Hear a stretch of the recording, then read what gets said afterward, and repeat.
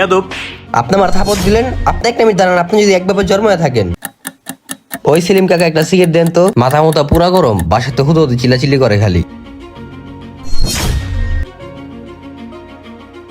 শালার বাপ মাও দুঃখ বুঝি না রে। এই তুমি জীবনের ভাই না? হ জীবনের ভাই তো কি হইছে?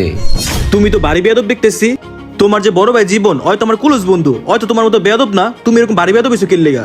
বুঝলাম না, আপনি আমার বেদব কর কে? তোমার সাহস দেখে আমি অবাক হয়ে যেতেছি। তুমি তো ভালো বেয়াদব। বেয়াদব। আপনি আমার থাপত দিলেন, আপনি একটা মিনিট দাঁড়ান। আপনি যদি একভাবে জন্মে থাকেন। ভাইয়া, আমার সেলিম কাকার দোকানে এক পোলা থাপত দিছে, একটু চালু আহু তো। কি কস? আমার বাইরে গায়ে হাত দিছে, চলতে দেখি কেডা। কি রে তুই আমার গায়ে হাত দিছস? এখন মার। এ বেটা ছাড়, ওই আমার বন্ধু লাগে। কি রে জয়, তুই হেনে? ভাইয়া এই হালা আমার মারছে। ওই তুই থাম, জয় কি হইছে কত আমারে? তাইলে হন, আমি তোরে কইতাছি। আমি এই দোকানের সামনে দাঁড়ায় আছিলাম, এরপর তোর ভাই বলতেছি কি জীবন আমার ভাই সাথে কি হইছে, আর এরপর দেখি কি ও আমার মুখের সামনে দোয়া মারতেছে। আর তারপর মনে কর আমি বাদ দয়া ওর একটা থাপড় দিছিলাম। কি রে জয় যা কইছে তা কি সত্যি? কি রে কথা কস্তা কে লেগা?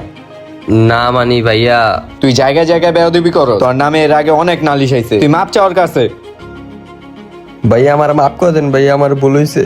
তুমি অনেক বেয়াদব একটা ছেলে, এর পরবর্তীতে যেন এরকম ভুল না দেখি। যাও, মাফ করে দিছি, ছোট ভাই মানুষ, যাও।